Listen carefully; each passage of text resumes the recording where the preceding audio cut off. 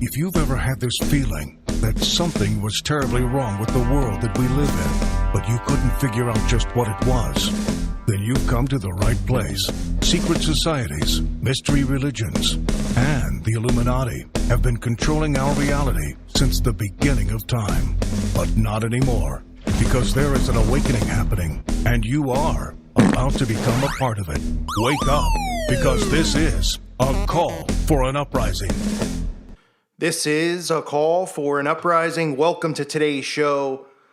I wanted to do a follow-up on the outbreak that's going on and help people understand 5G and the silent war that's going on, the things that you can't see that are being done to you. And you're not going to hear it from me.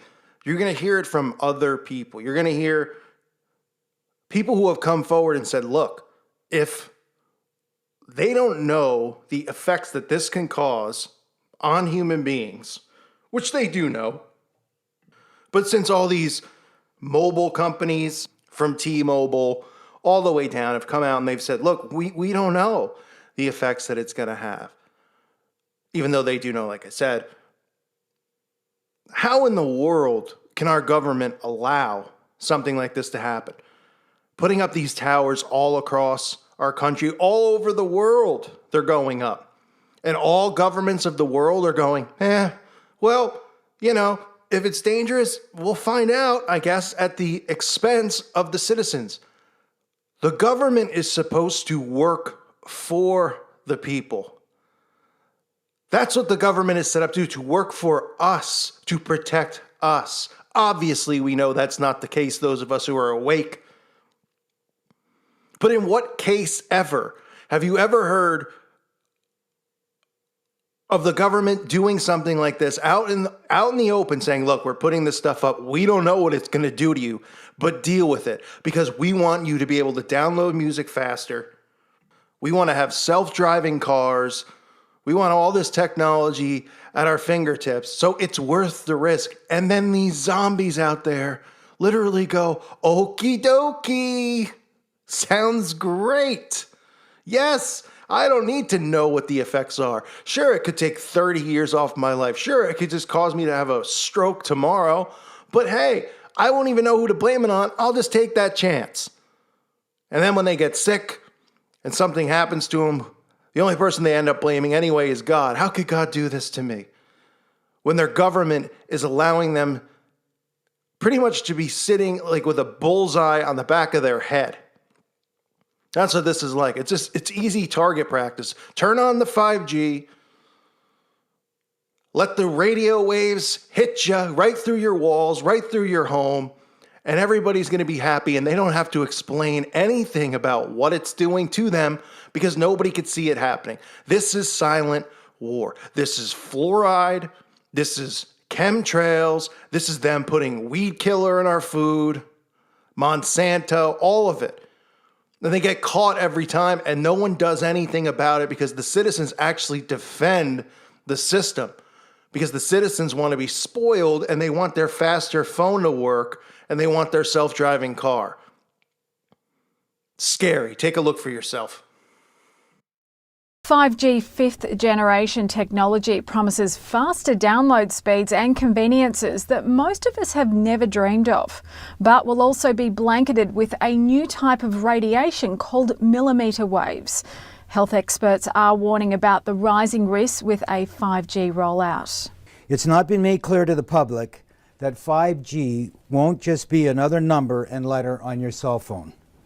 It requires an entirely new infrastructure of thousands of small cellular antennas to be erected throughout cities where it's going to be installed. What would 5G infrastructure look like? Small cell antennas could be placed as close as every third hydro pole. Scientists from 42 countries are now warning their governments about the emerging health problems associated with wireless radiation. And Canadian doctors and scientists have added their voices. The most prevalent symptoms include headache, fatigue, decreased ability to concentrate, tinnitus, irritability, and insomnia. Impacts on the heart and the nervous system are also of great concern. So patients Dr. Rena Bray has been working at the Provincial Environmental Health Clinic for 15 years and seen the number of people suffering adverse effects from electromagnetic exposure rising. We are concerned that the upcoming introduction of 5G will significantly increase the proximity and extent of exposure to microwave radiation in Ontarians. We predict that the number of people who develop the symptoms I just mentioned will rise in the places where 5G is first installed. Dr. Magda Havas is internationally recognized for her research on the biological effects of electromagnetic pollution. She said that at high intensities, these waves cause intense heat and pain because sweat glands on the surface of our skin act like mini antennas. At lower frequencies, scientists are predicting damage to eyes, loss of insect populations which are already declining, antibiotic resistance in bacteria, and physiological effects on the nervous system and on the immune system. Radiation from radio frequencies is classed in the same category of carcinogens as lead. One advisor to the World Health Organization said there's enough evidence that if they were to re-evaluate radio frequency radiation, it would be placed in class 1, i.e. a human carcinogen, and governments could not possibly ignore that. Some say the scientific debate about the health effects of microwave radiation is over, but the question remains, can we afford to take this risk? Medical doctors are requesting delayed deployment until testing can be conducted on the long-term biological effects of 5G technology.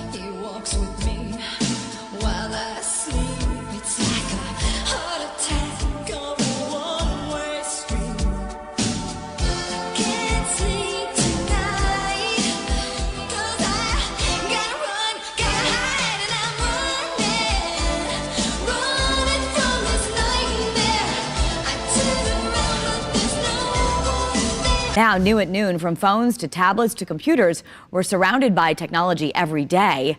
But now there's new 5G technology that is being proposed, and that means technology will work faster. However, it also means more antennas and frequency closer to houses. Senator Richard Blumenthal says the FCC is providing limited answers about the health and safety risk of this 5G technology. And the stark, simple fact is the health hazards are unknown and unstudied.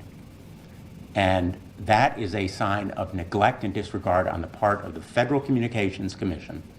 Senator Richard Blumenthal says the workers who will maintain and install these new antennas are also concerned about the possible health risks of the technology.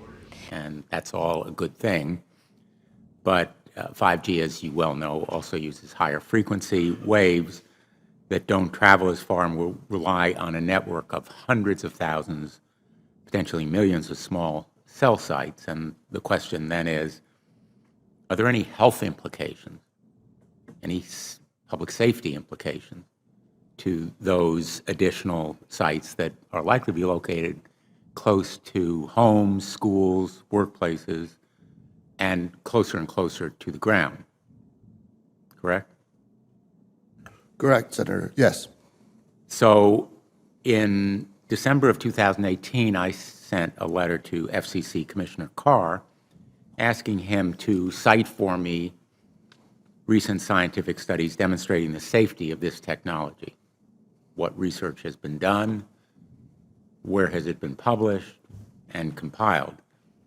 He has essentially failed to do so, and just echo the general statements of the FDA, which shares regulatory responsibility for cell phones with the FCC. If you go to the FDA website, pretty unsatisfactory. There basically is a cursory and superficial citation to existing scientific data saying quote, the FDA has urged the cell phone industry to take a number of steps, including support additional research on possible biological effects of radio frequency fields for the type of signal emitted by cell phones. I believe that Americans deserve to know what the health effects are, not to prejudge what scientific studies may show, and they deserve also a commitment to do the research on outstanding questions. So my question for you, particularly Mr. Gillen and Mr. Perry, how much money has the industry committed to supporting additional independent research? I stress independent research. Is that independent research ongoing? Has any been completed? Where can consumers look for it? And we're talking about research on the biological effects of this new technology. Thank you, Senator. I think, thank you for your focus on the issue. Safety is paramount, and as you alluded to, we rely on the expert agencies, we rely on the findings of the FDA and others as to the requirements to keep all of us safe. There are no industry-backed studies, to my knowledge right now. Happy to visit with you as to what opportunities you think there needs to be more studies, and we're always for more science. We also rely on what the scientists tell us. So essentially, the answer to my question, how much money? Zero. I can certainly follow up with you, Senator. To my knowledge, there's no active studies being backed by industry today. Anybody else know of industry commitments to back research, fund it, support it, to ascertain scientifically the health effect? Senator, I'm not aware either, but I do know that with small cells especially, you're going to have lower power levels. And of course, as from a carrier perspective, you want to be able to manage interference so that that interference is the lowest interference possible. So I would think that some of those studies or some of that information could be utilized in looking at the health consequences. But no, I'm not aware of any. So there really is no research ongoing. We're kind of flying blind here, so far as health and safety is concerned. Thank you, Mr. Chairman. Is a cell tower going up in your neighborhood? If it's not now, it may soon. Wireless carriers are installing millions of them across the country to enable the new, faster 5G cell phone technology. But tonight, Julie Watts asked the question you're not supposed to ask. Are there legitimate health concerns? It's keeping John Heasstand up at night. This new pole outside his bedroom window where Verizon will soon install a next-generation cell tower, just feet from a school. This would be a big tower pushing out radiation outside of our bedroom window, 24 hours a day, 7 days a week for many years. It's called a small cell or distributed antenna system, similar to this one in San Francisco. The industry says they're safe. Many in Piedmont aren't convinced. Our daughter is a cancer survivor. 13-year-old Sophia has been one of many petitioning the city council to deny this cell tower and others. I'm also a brain cancer survivor, and I am against the cell towers. I mostly talked about my cancer and how it affected me. But according to federal law, the city simply can't consider health concerns. It's outlined in this small section of the Telecommunications Act, based on science from 1996. To turn your phone on or off. Back when this was the height of technology. But if cities do consider health, the cell companies can sue. So with few legal arguments to deny a cell tower, they're popping up outside bedroom windows and school campuses, despite objections from across the country. A statement the wireless industry says it defers to experts when it comes to cell tower safety, and says according to government agencies, the scientific evidence shows no known health risk. But what about the unknown? Well, back in Piedmont, the Heastands don't want to wait around to find out.